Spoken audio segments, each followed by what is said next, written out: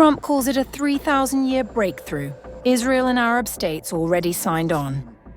But Hamas says the plan is a trap.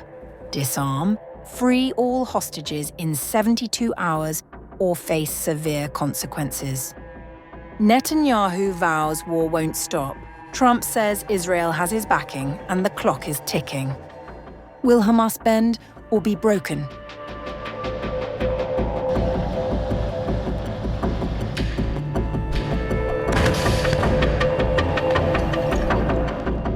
A senior Hamas official has indicated to the BBC that the group is unlikely to accept American President Donald Trump's proposal to end the war in Gaza, arguing that the plan favors Israel and overlooks Palestinian interests.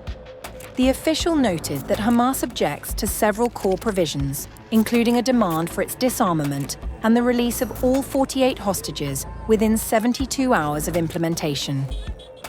Israeli Prime Minister Benjamin Netanyahu has already endorsed the plan, which was unveiled in Washington.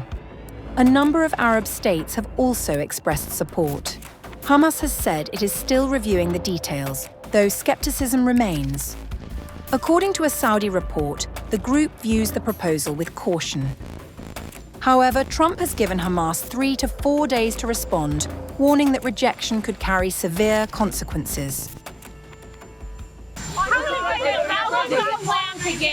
How long do you plan to give Hamas to respond to the ceasefire proposal you put out? We're going to do about 3 or 4 days. We'll see how it is. All of the Arab countries are signed up. The Muslim countries are all signed up. Israel's all signed up. We're just waiting for Hamas. And Hamas is either going to be doing it or not. And if it's not, it's going to be a very sad end. Do you have a deadline, Mr. President? Is there room to negotiate, or is this a take it or leave it deal? Is there room to negotiate with Hamas, or is this a take it or leave it deal?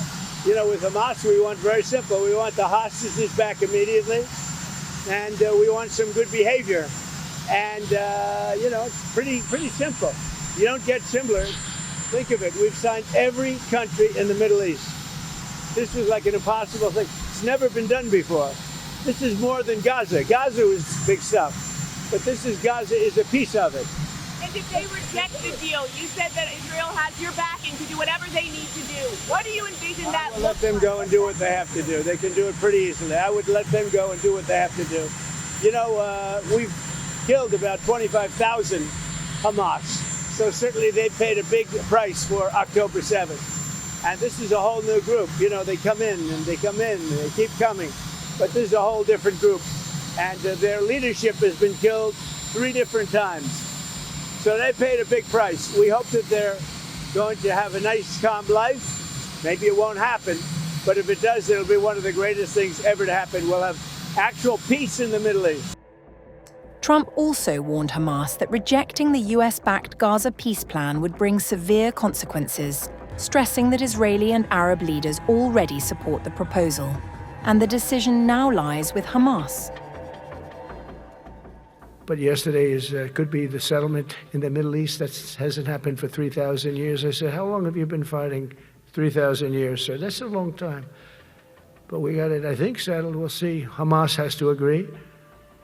And if they don't, it's going to be very tough on them. But it is what it is. But all of the Arab nations, Muslim nations have agreed. Israel has agreed. It's an amazing thing.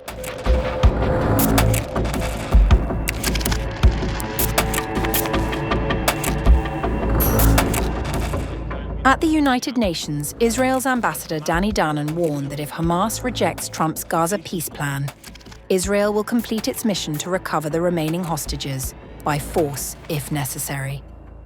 This is not a past we can forget. The war that began that morning is a test of endurance. We endure because we must.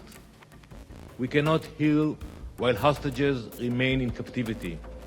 Their absence is a wound that will not close until we bring them home, all of them. Yesterday, President Trump presented a roadmap to peace which was accepted by Prime Minister Netanyahu. While Hamas is considering this proposal, they should know that we will bring all of them home.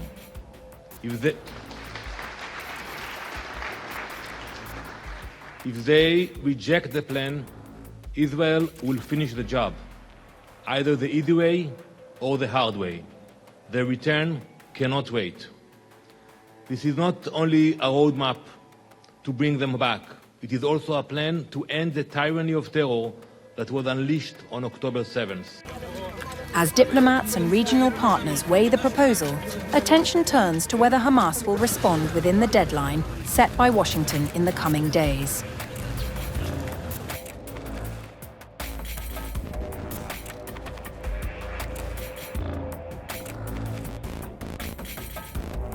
Israeli Prime Minister Benjamin Netanyahu announced in Jerusalem that he and Trump agreed on a framework aimed at releasing all Israeli hostages while meeting Israel's stated war objectives. The US proposal includes an immediate ceasefire, the exchange of hostages for Palestinian prisoners, and guarantees of humanitarian access to Gaza. It also introduces a temporary administration under a peace council chaired by Trump, with former British Prime Minister Tony Blair as a member. Netanyahu endorsed the plan but warned military action would continue if Hamas rejected it.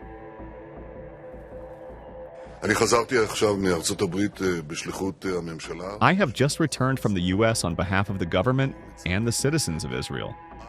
At the UN, I presented the truth of the State of Israel, its citizens, and its soldiers.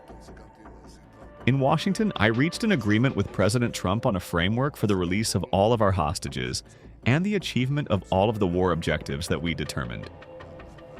I will present a more detailed report to the members of both the government and the Security Cabinet.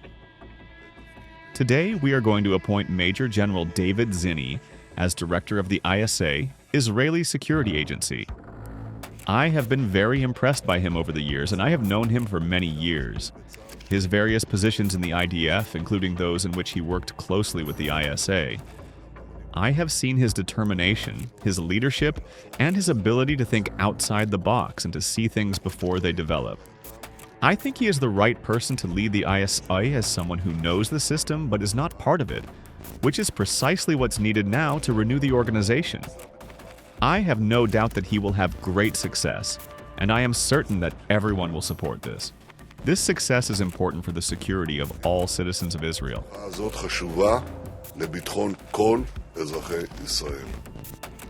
Meanwhile, Axios reported that Qatar, Egypt, and Turkey have urged Hamas to give a positive response to Trump's proposed Gaza ceasefire hostage deal.